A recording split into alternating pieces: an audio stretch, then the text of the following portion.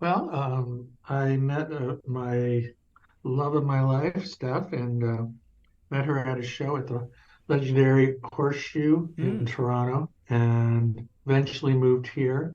I moved to Hamilton, and now we moved to bought a house in Quebec, Oh, nice. and so I've kind of resettled twice, first to Canada, and then at Quebec, which is almost like a different country. Yeah, right. And and where we live, it's in the mountains and not a lot of English speakers. So I'm practicing mon français each day a little bit. Now, you keep busy with the Jayhawks, but you've only released two solo albums in your music career, and your latest record is Jump for Joy, which was released a couple years ago in 2021.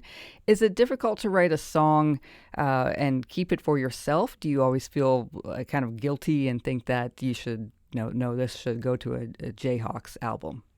Feel guilty. It just seems like songs find their place, and some songs sound like Jayhawk songs. When I was doing more with the Golden Smog, my side band, Hmm. certain songs would end up there because I could just picture that group of people singing it.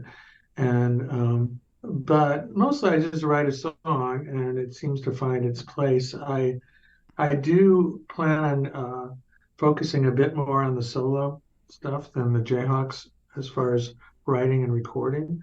I'm intrigued to do what I do with the Jayhawks, but also to explore playing with some other musicians too. Just confirming a studio here, most likely in Quebec, Mm. and hopefully to make a solo record. So yeah, I should have made more solo records over time, but I really kind of focused on Jayhawk stuff. You're playing the Canmore Folk Festival solo.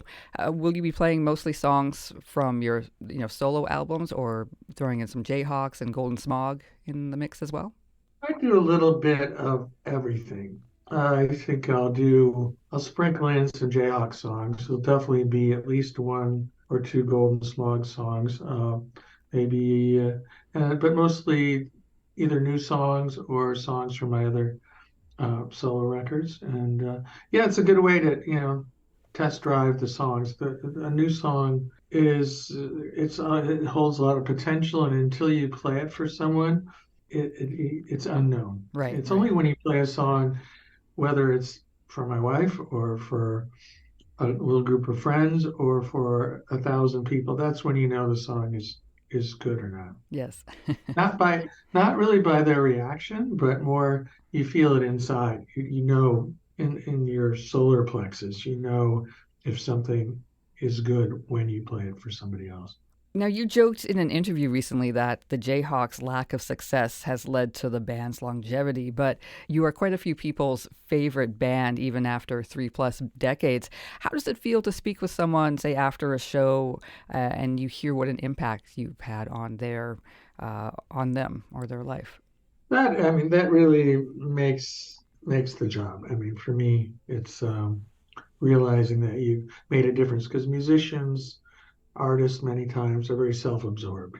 They're woe is me. It's all about their life, and it's part of the job. Again, calling it a job, but it is being in a room. It's by yourself, maybe, and seeing what comes out, and it's usually very personal.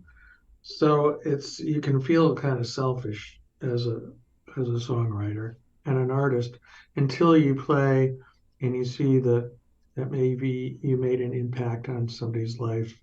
We've certainly had the people saying, I played your music as my brother died, and we held hands, or my father introduced me to you guys, and now we come to see you, or we got married to Hmm. your music, or you got me through this really terrible time in my life. And I only wish you could have a bigger impact. I mean, if I ever complain about where I am in as far as musical status, it's only because I'd like to help more people or be able to put on a benefit concert and raise more money. But as far as Right. being a bigger star, I don't care about that. But just to make an impact on people, it makes you feel like you're getting out of yourself, which is ironic because usually you begin writing a song by going into yourself. So Hmm.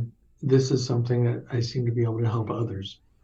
It seems that during the summer festival season, everyone is like out on the road, they're touring, playing these festivals. What is it about playing a festival that a musician, perhaps like yourself, what do you look forward to in a festival setting? I think the what I look forward to in a festival is the nature.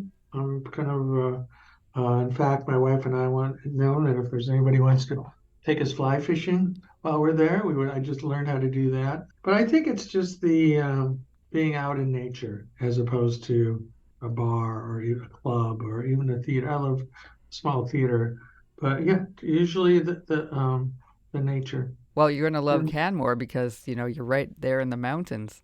yeah, I heard about the Three Sisters I've been told about. Yes. So In this festival, the Canmore Folk Festival, you are doing an afternoon workshop with Richard Thompson on August 7th. How are you feeling about that? Are you a fan of Richard Thompson? oh yeah. I mean, I don't think I've ever met him, but that was part of the appeal because I'm kind of a last minute addition. They said, well, you'll be doing this and you're going to do a workshop with Richard Thompson. And I mean, I've been a fan of his since Fairport Convention.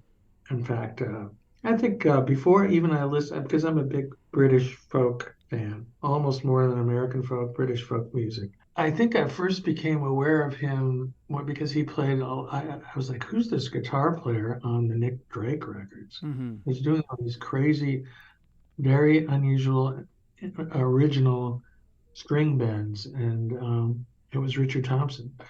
And I think that led me into listening to Fairport Convention, and then of course Shoot Out the Lights, that record, and other works of his.